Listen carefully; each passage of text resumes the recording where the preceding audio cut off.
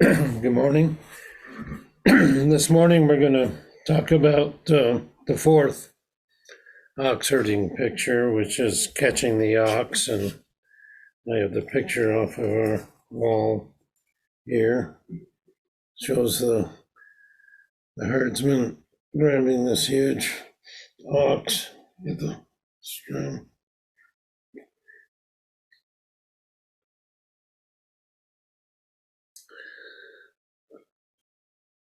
And it says underneath the picture here that through extraordinary effort you seize the ox. Still, its will is forceful and its body spirited. Sometimes it runs high into the mountains, and other times it disappears into the mist. So, even though you've caught it, it's not tamed. So what is this ox? Roshi Shinko wanted me to say that to emphasize that the ox herding pictures were first came on the scene in the 12th century, and Zen had already been in force in China for several centuries before that, and that the combination of Taoism with Indian Buddhism gave rise to Zen, and Taoism has a very deep affiliation or a deep connection with the Great Mother, and which is Prajnaparamita. Which Prajna means wisdom, or excuse me, Prajnaparamita is a wisdom by which we go from the shore of delusion to the shore of enlightenment. And Prajnaparamita is called the mother of all the Buddhas. So here we have the ox, which represents Prajnaparamita, is this huge masculine thing. And he's the bull.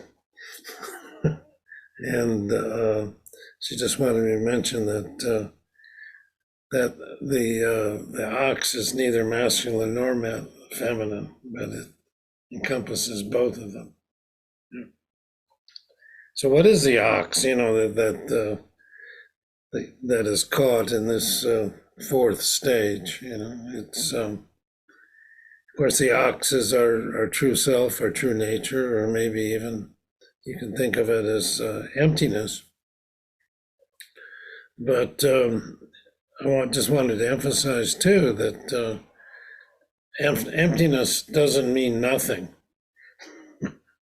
That's one of the misunderstandings. It's probably not a very good word, but the translation, but it means that nothing's fixed. It means that everything is constantly changing. So it's more like impermanence. So whatever we think we fix something, then it becomes like nailing our foot to the ground. We can't really function freely because we're tied to that belief system. So, but that's what emptiness is, that nothing is fixed. And of course, the Buddha said that the cause of most of our suffering is attachment, and particularly attachment to a fixed, abiding self that we need to protect and aggrandize. So, but what would I be without a self? Well, it's not that you're without a self, it's just not a self as you perceive it to be. It's just empty of any fixed quality. So if you try to fix it, then it becomes something else. And so realizing no self is the best way to let go of our attachments and our suffering. And then arising out of that, of course, is seeing the connectedness with everything and everybody. So all of these horrible wars that are going on right now in the world are due to our attachment to identifying with a fixed self and excluding others. and trying to aggrandize that self and make it powerful or whatever we want. Yeah. So let me talk a bit about this this fourth ox-herding picture. So today, for the first time, you meet the ox, who has been hidden for a long time in the wilderness.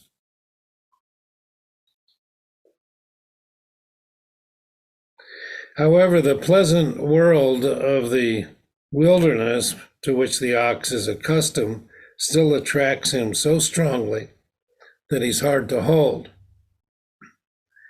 He cannot yet detach himself from the desire for the sweet grasses.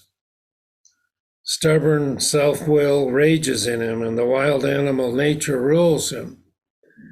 If the herdsman wants to make the ox really gentle, he must discipline him with a whip.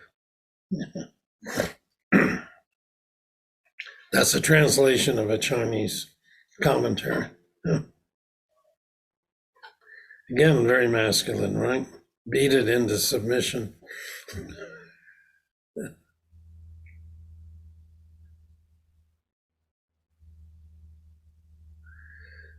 So I've mentioned this many times, but I want to say it again. When I first started practicing,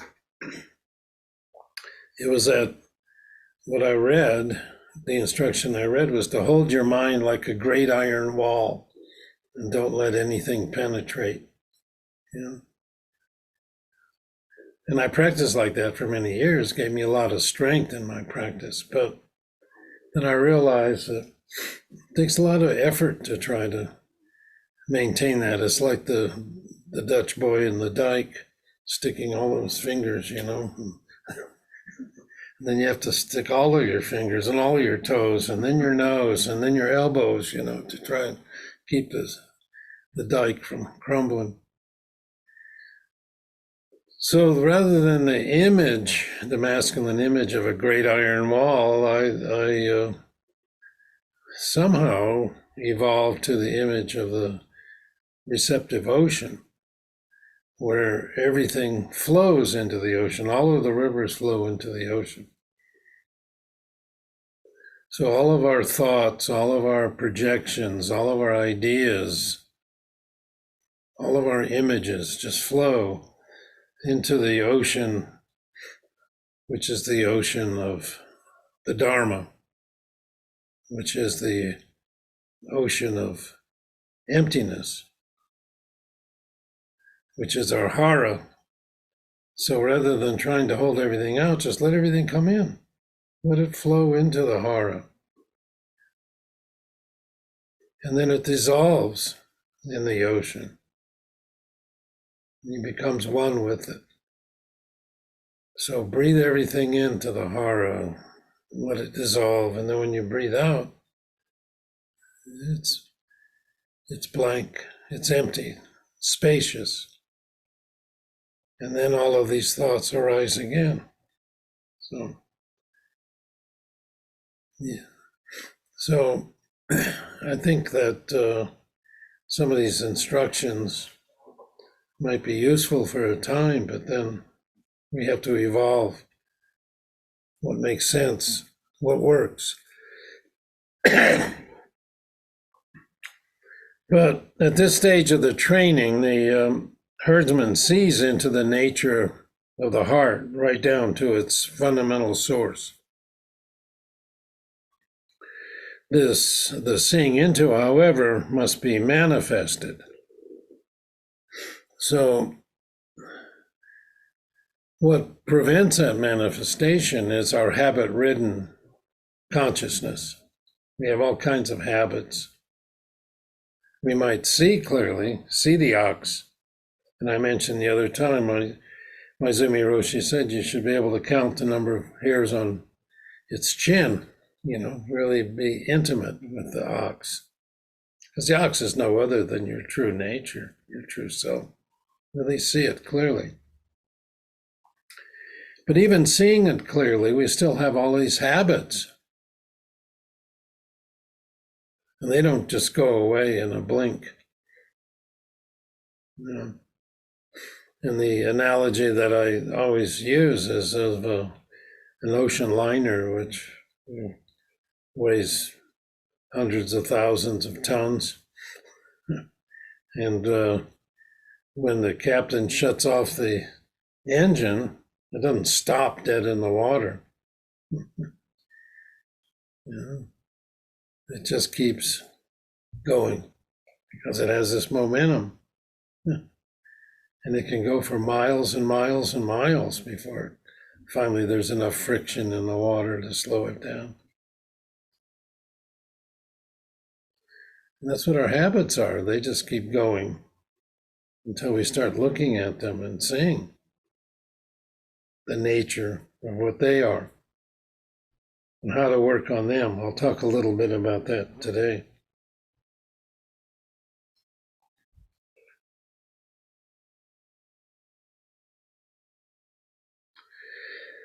So,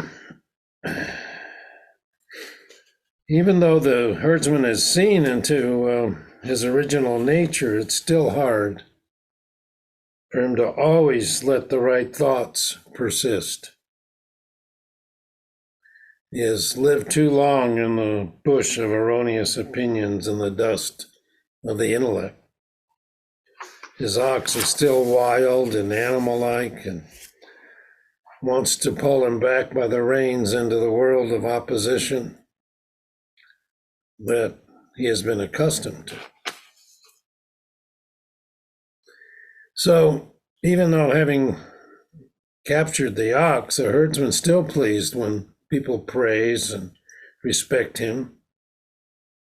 But if someone finds fault with him or slanders him, he gets angry and bears a grudge. His heart still hangs on to praise and blame and lets it itself be moved by them. So he has indeed caught the ox, but it has not yet become his real life.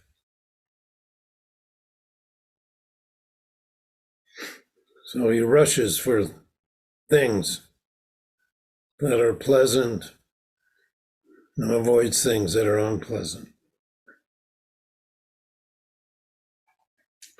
So as long as this ox remains wild, nothing can be done with him. It needs to be tamed.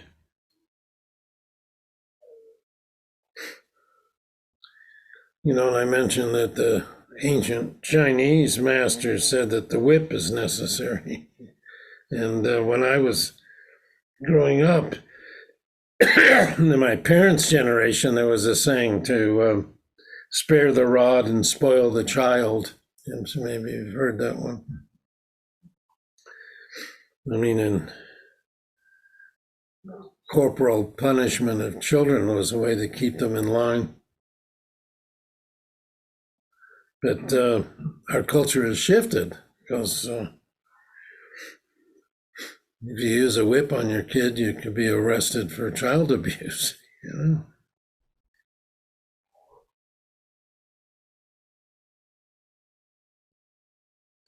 So in the Great Heart Way training that Roshi Shinko and I developed, we realize that if we reject any part of ourselves, that part becomes frozen in our unconscious and controls how we behave and react to events in our life. So instead of using a physical whip, we need to use the whip of non-judgmental awareness to tame the ox. Just notice where we're stuck, where our habits are raising their head, and don't judge them, but just allow them to be. Just bring them into your awareness, into your conscious mind. And then you'll begin to see more and more about where you're stuck and what to do about it.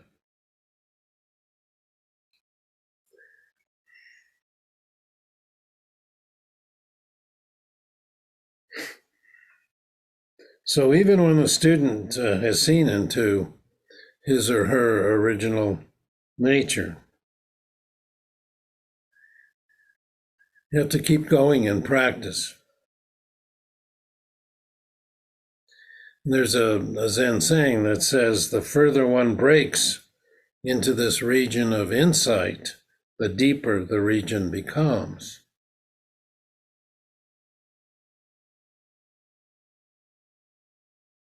So we have to bring it into every region and all of the circumstances of our life.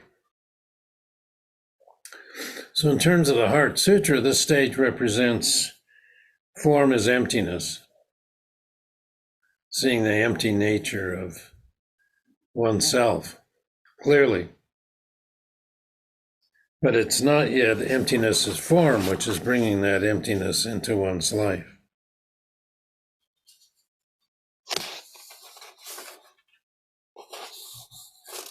So here's a verse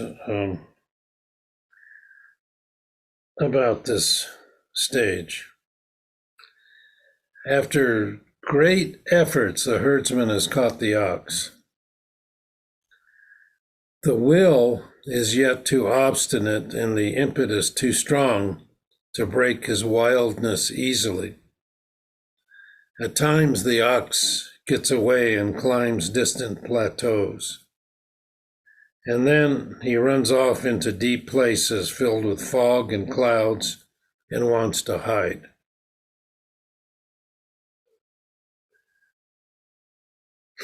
So, after great efforts, the herdsman has caught the ox.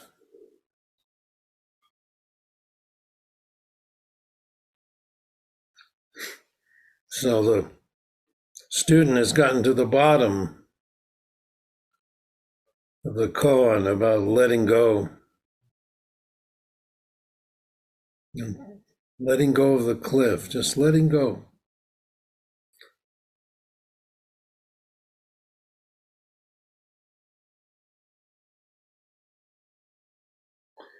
So I think it was Trungpa who said, when you let go, he said the bad news is that you're falling in space. He said the good news is there's no ground. So sometimes, in Zen, we call that the great death, where you die, let your ego attachment die, but then come back alive and live an ordinary life.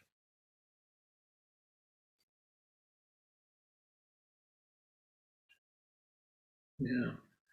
As Dogen's teacher Tendo Nyojo said, to drop off body and mind, drop off your attachment, be free.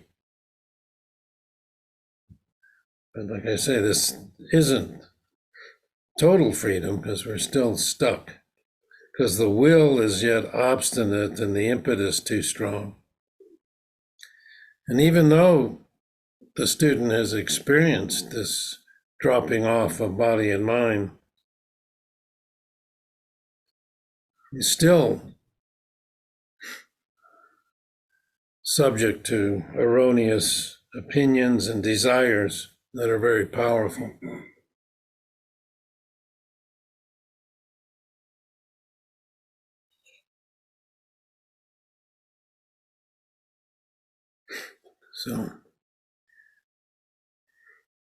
So we can actually even get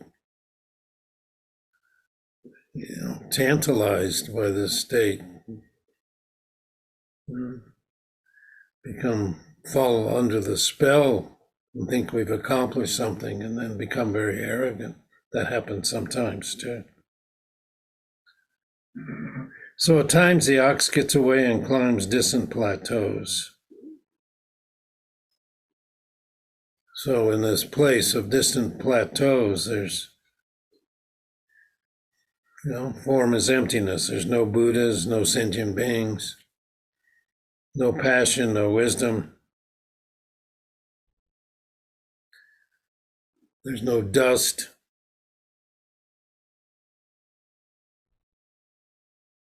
But we can't stay there. It's a place that's ineffective. doesn't have any functioning in the world. So again, he runs off into deep places filled with fog and clouds and wants to hide.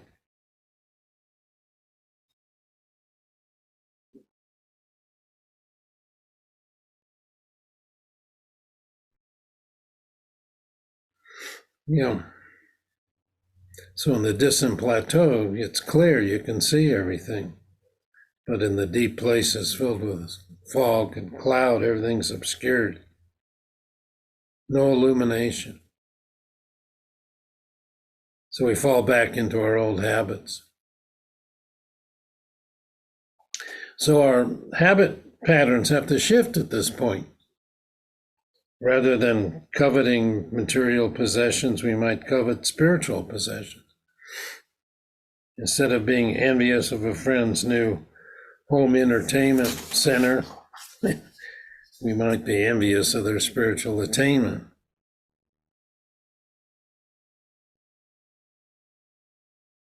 So we have to be careful that we don't fall into the trap of pride of accomplishment at the same time. We have to be aware that we're still stuck in our habits. And that's what the great master Hakuin said, that post-Satori practice is more difficult than pre-Satori practice. Because then we have to really get down to the nitty-gritty of seeing where we're stuck, what we're holding on to.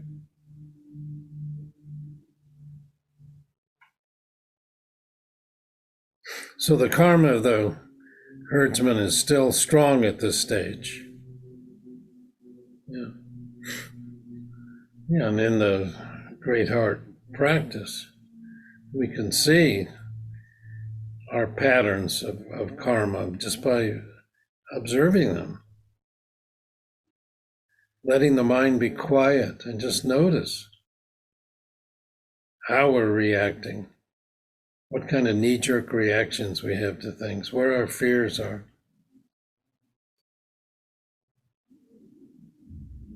So that's the next stages that we have to work out, is taming the ox and riding it home. So it's a wonderful journey. It goes on and on and on. So Trungpa said, seeing a glimpse of the bowl, you find that generosity and discipline are not enough in dealing with your projections, because you have yet to completely transcend aggression. You have to acknowledge the precision of skillful means and the simplicity of seeing things as they are, as connected to fully developed compassion. The subjugation of aggression cannot be exercised in a dualistic framework. Complete commitment into the compassionate path of the Bodhisattva is required, which is the development of patience and energy. So this last part, patience and energy, is mentioning these are paramitas, perfections of the Bodhisattva, of compassion. And all of the paramitas spring from prajna paramita, which is wisdom. So there's patience and energy, and generosity, and discipline. This prajna paramita, is the mother from which all things arise. Even these 10 ox-herding pictures are an expression of prajna paramita.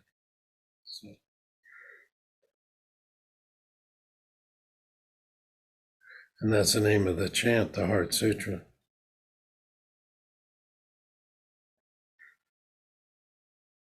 Mahaprajna Paramita Sutra.